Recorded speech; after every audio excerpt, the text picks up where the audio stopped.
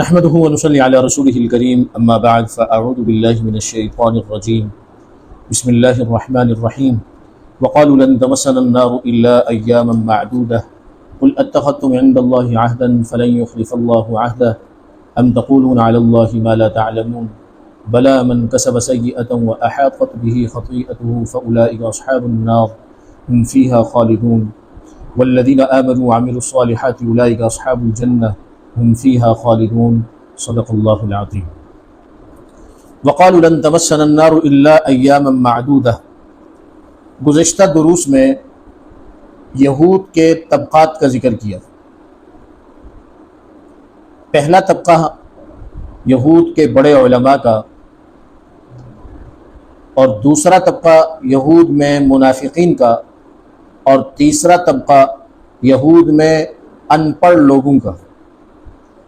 اور اب یہود کا ایک نظریہ بیان ہو رہا ہے۔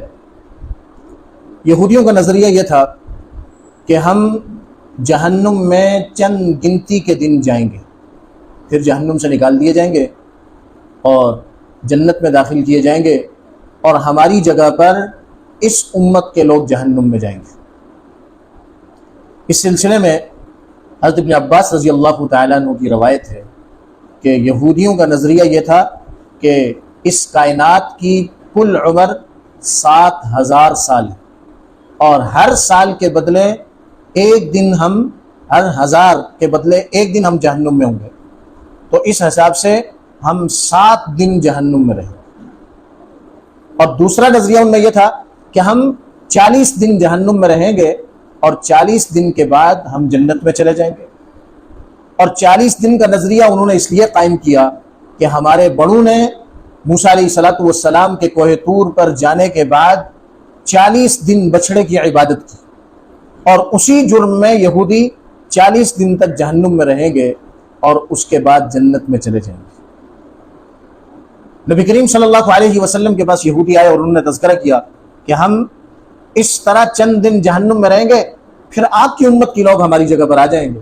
اللہ کے محبوب پیغمبر نے ان کے سر پر ہاتھ رکھ کر کہا کہ تم ہی جہنم میں جاؤ گے اور ہمیشہ جہنم میں رہو گے۔ اس پر یہ آیات نازل ہوئی۔ وقالو، اور وہ یہودی کہتے ہیں کہ لن تمسنا النار، ہرگز ہمیں آگ نہیں چھوئے گی، الا ایاما معدودہ، مگر تھوڑے دن جو انگلیوں پر شمار کیے جائیں، معدودہ گنتی ہو جائے، انگلیوں پر شمار ہو جائے۔ قل، محبوب پیغمبر آپ ان سے کہہ دیجئے، اتخذتم عند اللہ عہدا، کیا تم نے اللہ تعالیٰ سے اس کے متعلق کوئی معاہدہ کیا ہے، کوئی عہد کیا ہے کہ فلن یخلف اللہ عہدہ، کہ اللہ اس معاہدے کی خلاف ورزی نہیں فرمائیں گے؟ کیا ایسا کوئی عہد تم نے کیا ہے؟ ام تقولون علی اللہ ما لا تعلمون، یا تم وہ بات اللہ پر کہہ رہے ہو جس کی تمہارے پاس کوئی علمی سند نہیں، یعنی جو تم جانتے نہیں، تمہارے پاس کوئی علمی سند نہیں۔ بلا، کیوں نہیں، من کسب سیئۃ، جو کوئی جان بوجھ کر بری بات کرتا ہے، برا عمل کرتا ہے، وَأَحَاطَتْ بِهِ خَطِيئَتُهُ، اور اس کی خطا احاطہ کر لیتی، گھیر لیتی ہے اس کی برائیاں اس کو، فَأُولَئِكَ أَصْحَابُ النَّارِ، یہ لوگ جہنم والے ہیں، ہم فیہا خالدون، اور اس میں ہمیشہ رہیں۔ مسلمانوں کا نظریہ یہ ہے، اہل سنت کا نظریہ یہ ہے کہ مسلمان اگر گناہگار ہوگا تو اپنے گناہوں کی بدولت اگر اللہ نے اس کے لیے جہنم کا فیصلہ کیا تو وہ جہنم میں جائے گا، لیکن جہنم میں پاک ہونے کے لیے جائے گا، اس کے گناہ دھل جائیں گے، جو مقدار اللہ نے اس کے لیے متعین کی وہ جہنم میں گزارے گا، اور گزارنے کے بعد پھر جنت میں جائے گا، کیونکہ ایمان والا ہے۔ کیونکہ اس کا سب سے بڑا عمل مسلمان کا، وہ سب سے بڑا عمل ایمان لانا ہے، سب سے بڑا عمل ایمان لانا ہے، اور اس کے بعد پھر اعمال، نیک اعمال کرنا، وہ اس کے درجات کو بلند کرتا ہے۔ لہذا اگر یہ جہنم میں چلا بھی جائے تو ایک نہ ایک دن جہنم سے نکلے گا، کیونکہ بہرحال مسلمان ہے۔ یہودیوں نے اس عنوان کو اپنے اوپر لیا کہ ہم بھی چند دن جہنم میں رہیں گے، حالانکہ ان کی جو برائی ہے، جو انہوں نے کفر کیا ہے، اگر کفر کے بعد کوئی کتنی بھی نیکیاں کرتا رہے، حالت کفر میں کوئی کتنی بھی نیکیاں کر لے، وہ ساری کی ساری نیکیاں بیکار اور ضائع جاتی۔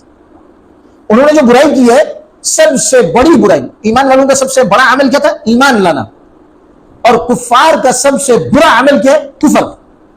تو ان کے اس برے عمل یعنی کفر نے ان کا احاطہ کیا ہوا ہے، انہیں ایمان کی توفیق نہیں مل رہی، لہذا بنا ایمان کے اگر انہوں نے کوئی اچھے کام کیے بھی ہیں تو اس کا کوئی اعتبار نہیں۔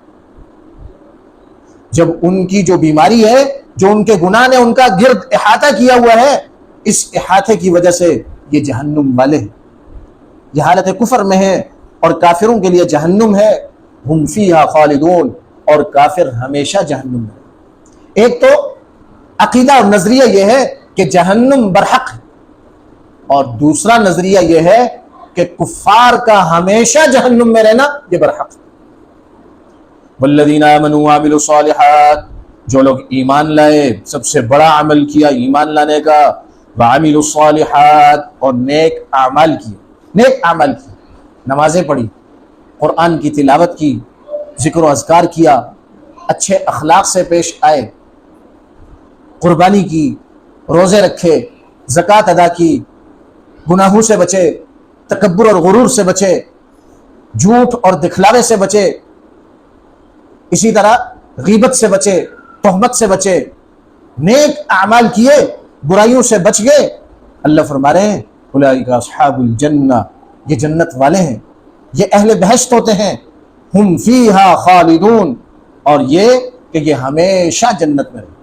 تو جنت برحق ہے، اور مسلمانوں کا ہمیشہ جنت میں رہنا یہ بھی برحق ہے۔ گرامی قدر سامعین، آج کے درس سے جو بات معلوم ہو رہی ہے، جو سبق حاصل ہو رہا ہے، وہ سبق یہ ہے کہ ہم اٹکلوں پر زندگی بسر نہ کریں، ہم گمانوں پر زندگی بسر نہ کریں، بلکہ اللہ تبارک و تعالی نے جو جنت کے لیے ایمان اور عمل صالح کی قید لگائی ہے، تو ایمان تو الحمدللہ ہمارے پاس ہے، ہم عمل صالح کی محنت میں آگے بڑھتے چلے جائیں تاکہ جنت تک پہنچنا ہمارے لیے آسان ہو۔ کیونکہ یہود و نصارہ گمان پر چلتے تھے، اٹکل پر چلتے تھے، کیا کہ ہم چند دن جہنم میں رہیں گے، ساری قوم کو انہوں نے گمراہ کیا، ساری قوم اس لیے ایمان نہیں لائی کہ ان کے بڑوں نے ان کے دل و دماغ میں جو بات پیوست کی کہ ہم 40 دن جہنم میں رہیں گے، 7 دن جہنم میں رہیں گے۔ انہوں نے کہا کہ دنیا کی ساری زندگی کی عیاشی کے بدلے اگر 40 دن جہنم میں چلے بھی گئے تو کیا ہوگا؟ ہمارے مسلمانوں میں جو گمان اور اٹکل چل رہی ہے وہ کیا ہے بھائی؟ مسلمانوں کے بیچ میں بھی وہ گمان چل رہے ہیں، وہ کیا بھائی؟ ایک آدمی نماز کے قریب نہیں آ رہا، ایمانیات کے قریب، عمل صالح کے قریب نہیں آ رہا، اسے دوسرا آدمی سمجھانے کے لیے جاتا ہے، میرے پیارے بھائی نماز پڑھ لے، نیک اعمال کر لے، تاکہ اللہ رب العزت ہم سب کی بخشش کرے۔ اور وہ آگے سے کیا کہے؟ آگے سے بڑا دھڑلے سے کیا کہتا ہے؟ کہتا ہے اللہ بڑا غفور الرحیم۔ اس میں کوئی شبہ نہیں، اللہ غفور الرحیم ہے، لیکن اللہ تبارک و تعالی نے مغفرت کے لیے قاعدہ مقرر کیا، اور وہ قاعدہ کیا ہے؟ وہ قاعدہ ایمان اور عمل صالح، وہ قاعدہ گناہوں کو چھوڑنا ہے، عمل صالح میں آگے بڑھنا ہے۔ جب انسان عمل صالح میں آگے بڑھتا ہے تو اللہ اس کے گناہوں کو معاف کرتا ہے۔